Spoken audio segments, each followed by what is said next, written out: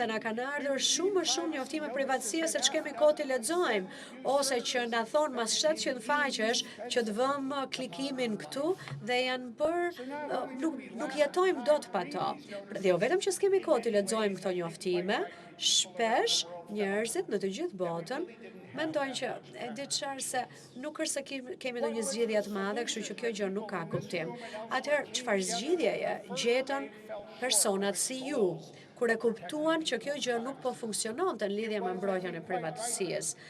Dhe me të drejtë ishte që të vinte një val ose dallgë dytë po të doni, dhe ajo quhet aksesi dhe kontrolli. Pra që njerëzit kishin akses të ky informacion dhe ta kontrollonin ato, jo vetëm ta shihnin informacionin që mbahet për ta, por edhe ta kontrollojnë atë.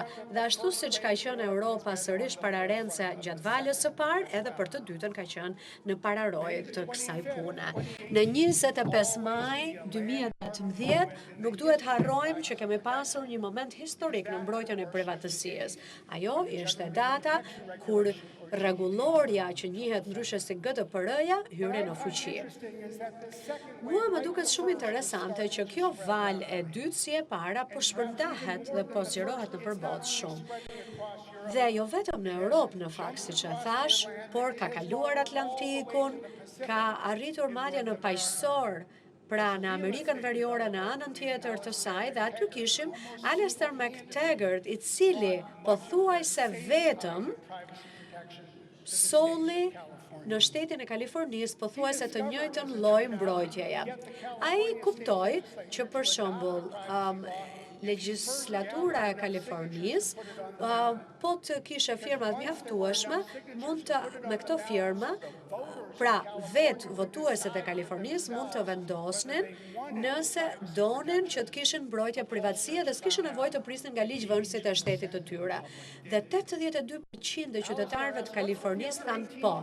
Dhe pastaj Alistairi tha, po ky 18% që tjetër nuk e kupton rëndësinë e gjithë kësaj gjëje, por nuk kishin parë asnjëherë, thanë ekspertët, shifra kaq të mëdha. Pra 82% dhe për shembull Kalifornia e ka miratuar ato që është si GDPR-ja, që është në fakt CCPA-ja në SBA, që është në fakt në historinë e SBA-s edhe ligji më i rrept për mbrojtjen e privatësisë. Pra, në Kaliforni, njerëzit dhanë një përgjigje të fortë për këtë gjë. Pas miratimit të GDPR-s, çdo kompani teknologjie, informacioni mund të thoshte, po, edhe ne jemi dakord dhe ne kështu vendosëm tek Microsofti. Ne, të drejtat e subjektit, i morëm parasysh dhe tham do t'ja vëmë në disponim jo vetëm atyre në BE, por edhe në çdo vend të botës. Dhe di çfarë ndodhi? Njerëzit në të gjithë bashkimet europiane përdorën mundësinë, por edhe shumë të tjerë, dhe edhe për frym në vende të tjera, edhe si SBA-ja për shembull. Pra po fillojmë të shikojmë që kjo valë e dytë po shpërndahet në të gjithë rrezullin toksor. Dhe që në mbrojtjen e privatësisë ne po shikojmë disa hapa real. Por po ashtu duhet themi që duke i hedhur sy drejt 10 vjeçarit të ardhshëm, çfarë mund të presi për privatësinë në vitin 2020? Dy gjëra do të jenë të rëndësishme. Së pari është që kjo valë e dytë është e një rëndësie kritike, që ka shumë punë për të bërë, për ta bërë atë efikase me teknologji të re dhe me ligje të reja. Por, ashtu si edhe vala e parë, mendoj që nuk kemi nevojë për shkopin magjik, që të kuptojmë që edhe në valën e dytë do të kemi probleme sepse nevojat ndryshojnë. Për shumë arsye si ato që kishin bënë me valën e parë, sepse ne po shikojmë tashmë që po ndodhin ndryshime të cilat do të na çojnë në një valë të tretë, me atë shpërthim të dhënash të cilin unë përmenda më parë. Bota do të hyjë në vitin 2020 me 25 herë më shumë të dhëna digjitale se ç'kemi pasur në 2010. Dhe ky është vetëm fillimi i dekadës 2020.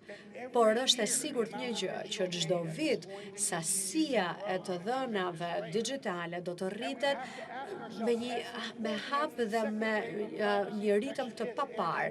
Dhe sigurisht që mbrojtja e privatësisë është një rëndësie kritike, kyçe, jetike po njerëzit vetë, qytetarët, do të kenë mundësinë që të ndjeken gjithë të dhëna që ruhen për ta. A do të kenë mundësi individet që të shkojnë në të gjithë faqe interneti, e të shikojnë çfarë kanë ato faqe interneti për to, do të mund të menaxhojnë ato këto të dhëna. Ndoshta disa do ta bëjnë këtë gjë, por shumica jo. Dhe kështu do të shikojmë pikpyetje të reja që do të lindin. Pra si do të menaxhohen të gjitha këto të dhëna? Do të shikojmë këto të dhëna që do të dalin në një moment kur të dhënat duhet të përdoren në fakt, ndoshta në më shumë mënyra sa më parë. Një gjë që kemi mësuar ne në Microsoft, për shembull për programet ne që kemi për inteligjencën artificiale, është që të dhënat kanë sekrete të cilat në vetvete do të na ndihmojnë për disa nga problemet më të vështira me të cilat haset bota. Për shembull, mund të sjellin kurën për kancerin. Në rast se të dhënat do të mund ti aksesojmë me inteligjencën artificiale që do të na ndihmojnë neve ta personalizojmë mjekësinë. Për shembull, sidomos kur mendojmë për shembull për kompjuterizimin kuantum, ne do të arrijmë të identifikojmë shumë nga ato hapa që do të na duajnë që me urgjencë ne të ruajmë qëndrueshmërinë e planetit Tokë. Të gjitha këto janë arsye të cilat do të duar që ne t'i përdorim të dhënat e më shumë të dhëna e në më shumë mënyra sa më parë. Por në të njëjtën kohë që rriten përfitimet e të dhënave, rriten edhe rreziqet apo risqet për to. Risqe që aksesi i qeverive të këto të dhëna dhe i përdorimit të dhënave nga kompanitë ndryshme. Me ngadalësi, por me siguri kjo mund të minoj disa të drejta themelore. Ne duhet të flasim për këto risqe, duhet të zgjidhim ato dhe në një mënyrë e cila trajton edhe modelet e biznesit. Ne duhet të sigurohemi që ligjet e privatësisë pa dashje nuk përforcojnë pozicionin ekonomik të disa gjigantëve, korporatave gjigante teknologjike dhe bëjnë më të vështirë për të tjerët që janë më të vegjël të konkurrojnë. Dhe natyrisht jo vetëm për firmat të cilat ne i njohim ose kompanitë, shërbimet e të cilave ne i përdorim apo me cilët ndajmë të dhënat tona, ne na duhet që gjithnjë më shumë të përdorim edhe të dhëna për ekonominë. Në SBA, për shembull, ka më shumë se 2500 ndërmjetës të dhënash.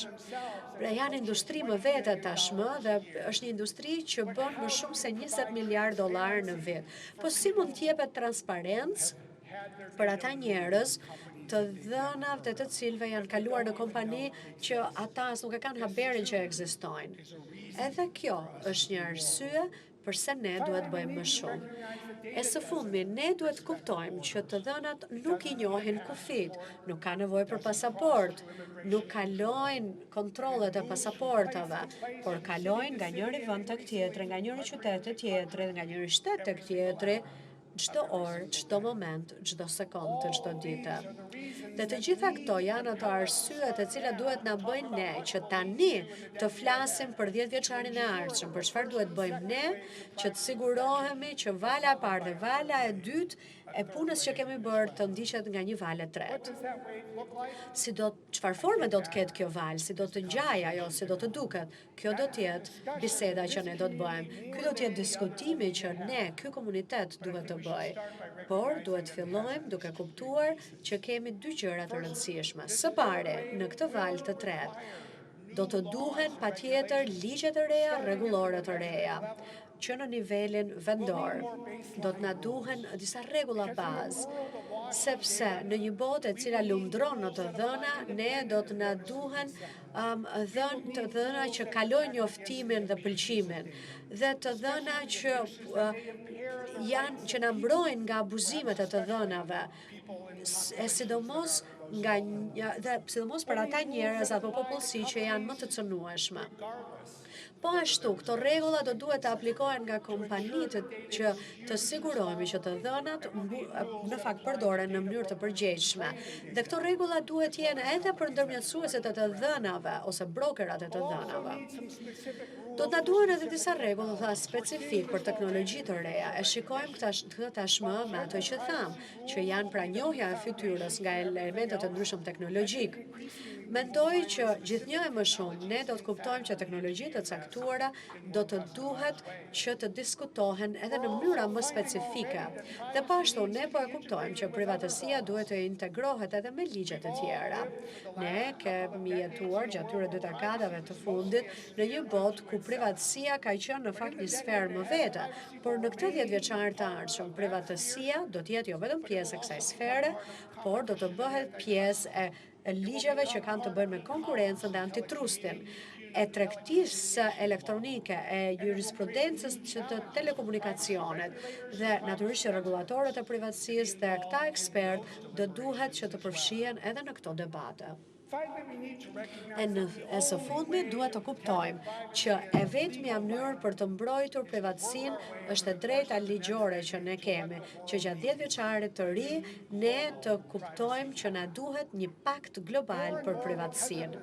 E gjithnjë e më shumë, për arsye të natyrës së teknologjisë, na duhen rregulla globale sepse teknologjia është globale. Po këto rregulla nuk vijnë vetë. Nuk vinë nga ret. Ato fillojnë me iniciativa, fillojnë me legjislacion, fillojnë me marrëveshje dypalshe, shumëpalshe, rajonale. E në fund ato krijojnë themelet për një pakt shumëpalësh. Duket sikur është e pamundur të imagjinojmë se si do të mund të parashikojmë ne çdo të ndodh me privatësinë në fundin e 10 vjeçarit të ardhshëm dhe se si do të arrijmë që t'i bëjmë njerëzit bashkë në një aktivitet si ky i sotmi, jo vetëm për të ndarë ato që bëjmë sot, por edhe për të avancuar mbrojtjen e privatësisë me anën e marrëveshjeve globale. Në rast se ne i bëjmë të gjitha këto gjëra, ne mund të bëjmë edhe një pjesë të asaj që duhet bërë, por është edhe një pjesë tjetër e cila duhet kryer. Dhe në të gjithë komunitetin e biznesit, ne na duhet më shumë iniciativë. Duhet që të ndjekim iniciativa të reja për të mbrojtur privatësinë. Edhe këto janë gjëra të cilat ne duhet fillojmë të identifikojmë. Për shembull, na duhet që ne të mbrojmë privatësinë nga pajisje të reja. Ne duhet të marrim ato hapa të cilat disa ekspertë, edhe ato në Universitetin Carnegie Mellon në SBA, kanë punuar në fakt tashmë për vite të tëra. Ne mund t'i marrim këto ide e të punojmë me to, duke i bërë ato të vërteta për mbrojtjen që na duhet t'i japim privatësisë me atë që quhet the Internet of Things, pra interneti i gjërave, i pajisjeve që do të kemi në shtëpi, ku çdo gjë do të transmetojë të dhëna. Na duhet po ashtu që të krijojmë edhe mbrojtje pra për pajisje të reja që ne përdorojmë. Duhet përdorim burime të hapura. Duhet të ndajmë teknologjitë të reja. Duhet t'ja bëjmë ato të disponueshme startupeve, universiteteve, kompanive të mëdha apo të vogla qofshin ato. E më shumë se gjithçka, kjo mund do ta zgjeroj atë lloj mbrojtjeje që na duhet. Por na duhen edhe qasje të reja, inovacione, duhet të mendojmë. Dhe në fakt në sektorin e teknologjisë po bëhet punë e madhe në këtë hapësirë, me iniciativa të reja me atë që quhet privatësia diferenciale. Është Cynthia Dwork, ajo që është një hulumtuese e Microsoftit, është teknologji nga Apple, Google dhe vetë Microsofti. Koncepti, me pak fjalë, është disi i thjeshtë. Pra mbrohet privatësia jo vetëm për ato gjëra që ti i heq, si emrin apo adresën e dikujt, por edhe duke menduar, për shembull, duke shtuar edhe disa të dhëna, pika të dhënash me disa algoritma të sofistikuar që të ketë më shumë të dhëna, por të dhëna që nuk ndryshojnë rezultatin, por të dhëna që me pak fjalë bëjnë të pamundur të identifikosh një person, një individ të caktuar. Pra të gjitha këto gjëra, këto 3 gjëra ne duhet t'i bëjmë e shumë e më shumë në sektorin e teknologjisë. E më pas, duke i hedhur syt drejt 10 vjeçarit të ardhshëm, ne duhet fillojmë punën, duhet përveshim mëngët, duhet të përdorim këto teknologji dhe mos mbetemi mbrapa. Në rast se do t'i bëjmë të gjitha këto gjëra, në rast se ne do t'i shikojmë se cilat janë nevojat që do të kemi në vitet 2020, atëherë do ta kuptojmë që dhe sektori i teknologjisë do duhet të përshpejtojë punën e vet e të bëjmë më shumë. Duhet të kuptojmë po ashtu që edhe qeveritë duhet të lëvizin më shpejt, që të miratojnë legjislacion më shpejt. E mbi të gjitha, do të na duhet që të punojmë me njëri tjetrin e së bashku. Në rast se ne do të ruajmë e do ta mbrojmë privatësinë në 10 vjeçarin e ardhshëm, ato lloj bisedash që ndodhin këtu në konferencën tuaj tonë të përbashkët do të bëjnë gjithnjë e më të rëndësishme dhe ne do duhet të përdorim këto diskutime jo vetëm për të flasim për ku do të arrijmë në fund të 10 vjeçarit të ardhshëm, po të ecim edhe më shpejt, dhe të arrijmë atje më shpejt. Faleminderit.